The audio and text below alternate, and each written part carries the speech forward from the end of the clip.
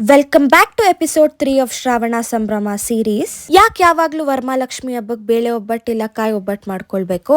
ಈ ಸಲ ವರಮಹಾಲಕ್ಷ್ಮಿ ಹಬ್ಬಕ್ಕೆ ಡಿಫ್ರೆಂಟ್ ಆಗಿ ಖರ್ಜೂರದ ಹೋಳ್ಗೆ ಟ್ರೈ ಮಾಡಿ. ಈ ಖರ್ಜೂರದ ಹೋಳ್ಗೆಗೆ ಕಣ್ಕ ಹೆಂಗ್ ಕಲ್ಸ್ಕೊಳ್ಳೋದು ನೋಡೋಣ. ಒಂದ್ ಪಾತ್ರೆಗೆ 1 ಪಾವ್ ಚಿರೋಟಿ ರವೆ ಮತ್ತೆ ಅರ್ಧ ಪಾವ್ ಮೈದಾನ ಹಾಕೊಳ್ಳೋಣ.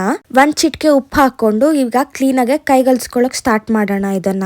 ಆಮೇಲೆ ಸ್ವಲ್ಪನೇ ನೀರ್ ಹಾಕೊಂಡು ಚಪಾತಿ ಹದಕ್ಕಿಂತ ಇನ್ನೊಂದ್ ಸ್ವಲ್ಪ ಸಾಫ್ಟ್ ಆಗಿ ಕಲಿಸ್ಕೊಳ್ಬೇಕು ನಾವು. ಕಲ್ಸಿದಾದ್ಮೇಲೆ ಅರ್ಧ ಬಟ್ಲು ಎಣ್ಣೆ ಹಾಕಿ 3 ಅವರ್ಸ್ ಇದನ್ನ ನೆನೆಯಕ್ ಬಿಡೋಣ. ಇವಾಗ ನಾವು ಹೂರ್ಣನ ರೆಡಿ ಮಾಡ್ಕೊಳ್ಳೋಣ. ಕುಕ್ಕರ್ಗೆ 2 ಕಪ್ ಖರ್ಜೂರನ ಹಾಕಿ ಅರ್ಧ ಬಟ್ಲು ನೀರ್ ಹಾಕಿ 1 ವಿಜಿಲ್ ಕೂಗಿಸ್ಕೊಳ್ಳೋಣ. ಇದನ್ನ ಮಿಕ್ಸರ್ ಜಾರ್ಗೆ ಹಾಕಿ ಕಂಪ್ಲೀಟ್ ಫೈನ್ ಪೇಸ್ಟ್ ಮಾಡ್ಕೊಳ್ಳೋಣ. 1 ಪಾತ್ರೆಗೆ 2 ಸ್ಪೂನ್ ತುಪ್ಪನ ಹಾಕಿ ಖರ್ಜೂರನ ಫೈನ್ ಪೇಸ್ಟ್ ಮಾಡ್ಕೊಂಡಿರೋದನ್ನ ಇದಕ್ಕೆ ಸೇರಿಸ್ಕೊಳ್ಳೋಣ.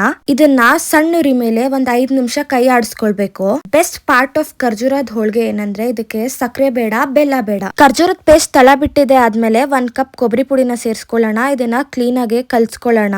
ಕೊಬ್ಬರಿ ಪುಡಿ ಮತ್ತೆ ಖರ್ಜೂರದ ಪೇಸ್ಟ್ ಎಲ್ಲ ಮಿಕ್ಸ್ ಆಗಿದೆ ಅಂದ್ಮೇಲೆ 2 ಸ್ಪೂನ್ ಹುರಿದಿಟ್ಕೊಂಡಿರೋ ಗಸಗಸೆನ ಕೂಡ ಇದಕ್ಕೆ ಹಾಕೊಳ್ಳೋಣ. ಈಗ ಉಂಡೆ ಮಾಡಿ ನೋಡೋಣ. ನಮ್ ಖರ್ಜೂರದ ಒಬ್ಬಟ್ಟಿನ ಹೂರ್ಣ ರೆಡಿ ಆಗಿದೆ. ಹೂರ್ಣನ ಕಣ್ಕುದೊಳಗಡೆ ತುಂಬಿಟ್ಟು ಕ್ಲೀನ್ ಆಗಿ ಸೌರ್ಕೊಳ್ಳೋಣ. ಜಸ್ಟ್ ಸ್ಮಾಲ್ ಟಿಪ್, ಖರ್ಜೂರದ ಒಬ್ಬಟ್ಟನ ಯಾವಾಗ್ಲೂ ಸೌರ್ಕೊಂಡ್ ಮಾಡ್ಕೊಳ್ಳಿ, ನಿಮಗೆ ಈಸಿ ಆಗುತ್ತೆ. ಹೆಂಚ್ ಮೇಲೆ ಹಾಕೊಂಡು 2 ಕಡೆನೂ ಸುಟ್ಕೊಳ್ಳೋಣ. ಮೇಲ್ಗಡೆ 1 ಸ್ಪೂನ್ ತುಪ್ಪ ಹಾಕಿದ್ರೆ ನಮ್ ಖರ್ಜೂರದ ಹೋಳ್ಗೆನು ರೆಡಿ ಆಗುತ್ತೆ. ಈ ವರಮಹಾಲಕ್ಷ್ಮಿ ಹಬ್ಬಕ್ಕೆ ಖರ್ಜೂರದ ಹೋಳ್ಗೆ ಟ್ರೈ ಮಾಡಿ ಹಾಗೂ ಹೆಚ್ಚು ಫೆಸ್ಟಿವ್ ರೆಸಿಪಿಗೆ ಕಿಚನ್ ಸ್ಟೋರೀಸ್ ಬೈ ವಾಸುಕಿನ ಫಾಲೋ ಮಾಡಿ.